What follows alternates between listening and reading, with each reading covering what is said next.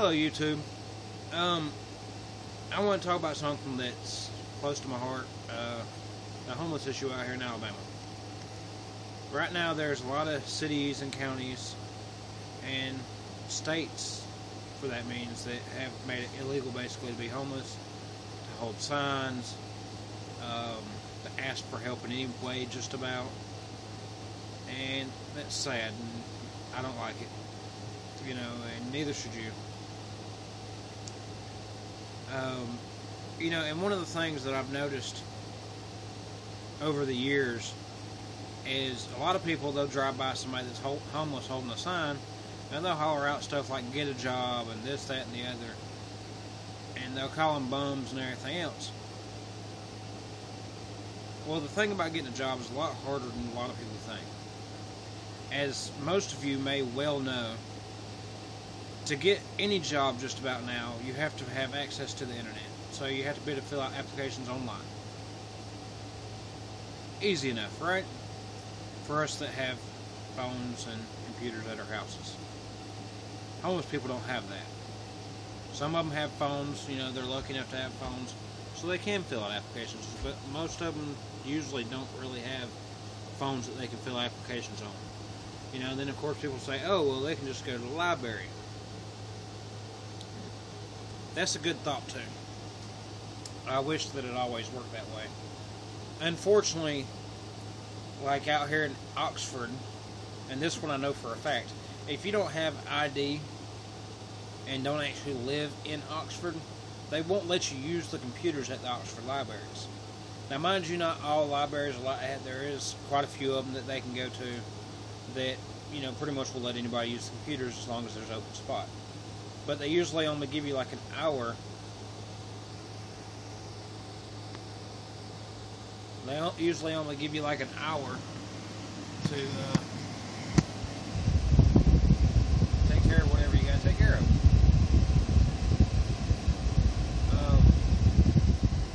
Which that sucks, because if you're sitting there, you're trying to get a job, trying to fill out an application, as most of you know, a lot of times it takes more than an hour just to fill out one application.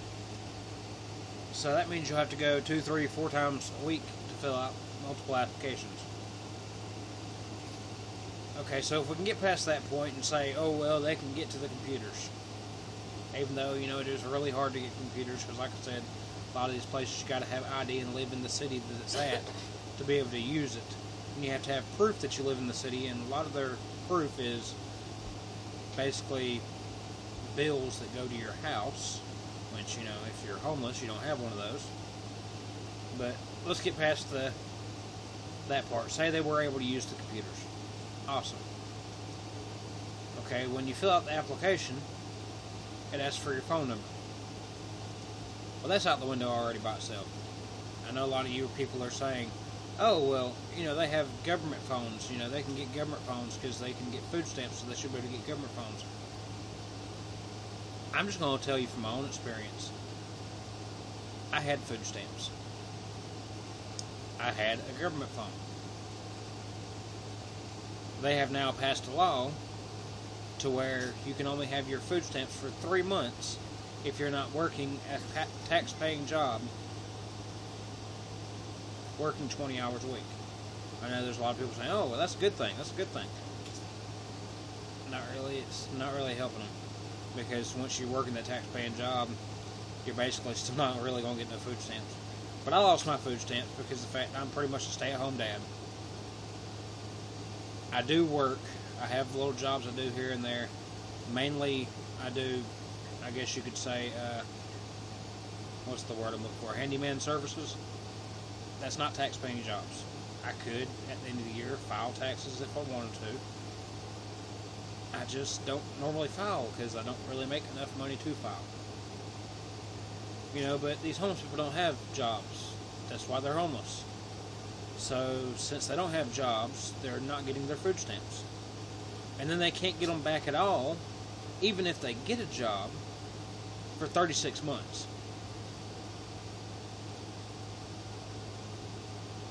Which really sucks, because if you ain't got food stamps, you ain't got a government phone. You ain't got a government phone, you don't have a phone for them to call you on. So then you're stuck. If you ain't got a phone, they can't call you. But say for some miraculous reason you still have your government phone, or you have a phone that somebody gave you. It's awesome. They can call you. Another thing they ask for on the applications is where you live. Okay. You don't have a home. Where do you put? I've had a lot of people tell me, oh, where you can just find an abandoned house and put that as your address. I can say this from experience too. I was homeless once. I did that. I was able to actually end up getting a job. But the person that I put their address on there found out that I put their address on there, and they basically ended up charging me rent for the place that I wasn't even in, just because I was using their mailbox. And then they actually reported to my job that I wasn't actually living there. So then they said that I was falsifying information on my application, which basically ended up causing termination. So there goes that thought.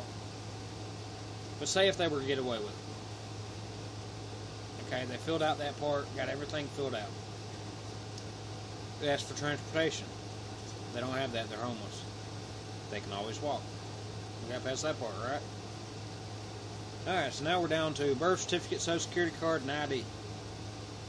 3 things you have to get a job. If you're missing all 3 of them, and you're homeless, you're pretty much screwed. Basically, you have to have your birth certificate to get your ID and social security card. Got to have your ID to get your birth certificate and social security card. Got to have your social security card to get your ID and birth certificate. You got to have the other 2 to get the 1. So if you're missing on 3, you're pretty much screwed. The only other way of getting your stuff together is having a friend, or not a friend, but a family member that is directly related to you go up there and get it for you. What if you ain't got no family?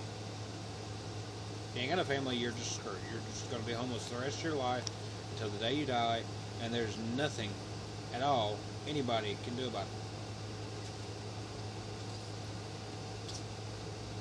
You know, and I really, really, really want to go to these places that make it illegal for these people to hold signs, and simply ask the border commissions and all them why they don't like seeing the homeless people out there holding signs. Who are they hurting?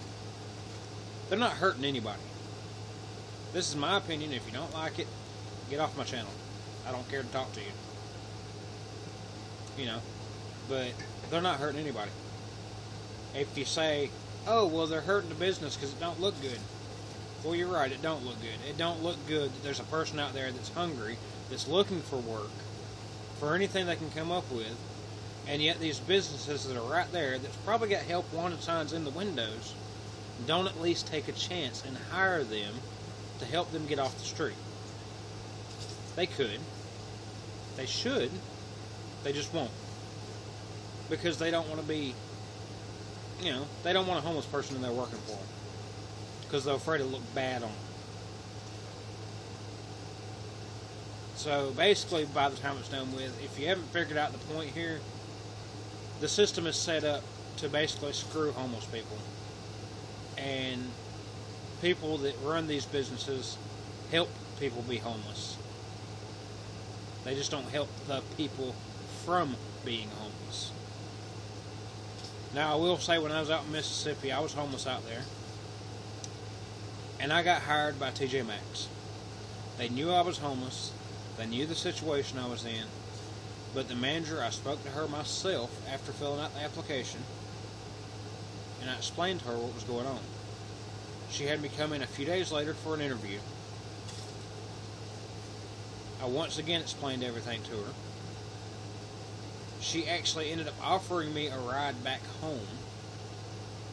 So I took the ride, and she actually seen I was truly homeless, that I was sleeping in the middle of the woods.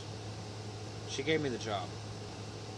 And honestly, if it wasn't for her giving me the job, I'd have probably stayed homeless for a while.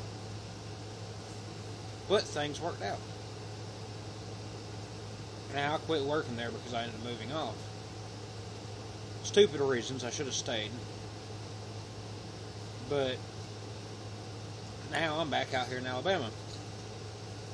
I'm in a very, very happy household. I love my family. I love these kids. I love my wife. I'm happy.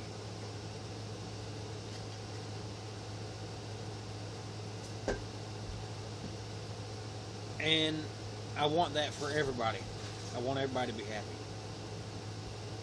But looking down on people that's out there holding signs, that's homeless, that truly are homeless, making fun of them, hollering names out the window, calling the police on them just because you don't like seeing them out there. Instead of calling the police, offer them some work. Hell, have them wash your car.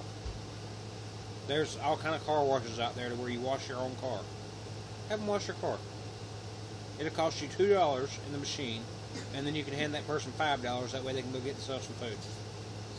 They ain't even got to get in your car. Or if you don't want to hand them money, go buy them something from McDonald's. Or from Wendy's, from Burger King. Go into Walmart, buy them something from there. If you don't want to do that, go get them a gift card. That way they can't spend it nowhere except for Walmart. There's many things that you can do. And guess what? If you can't afford nothing, that's understandable. Give them your prayer. Tell me that's too much to ask for. Tell me I'm wrong, that they don't deserve your prayer. And then I'll tell you to go back and read your Bible. Because if you really read your Bible, you'll understand that Jesus himself was homeless. He walked around with all the people preaching. He didn't have a home. He walked everywhere. What, he have a home stuck to his back that he can just pull off anytime he wanted to? And just jump into it and say, hey, I'm home? No, he didn't. But him with nothing. He had nothing to give. He gets out there with all these people and they're all starving and hungry. He's got a little bit of bread and a little bit of fish. And he found a way to stretch that to feed everybody. But yet I see people drive by in Mercedes-Benz while eating their McDonald's or eating their Steak and Shake or wherever they decided to go eat. Going home to their nice, pretty houses. Probably got about $400 or $500 in their pocket. And they can't spare $1. So some poor person can get some food.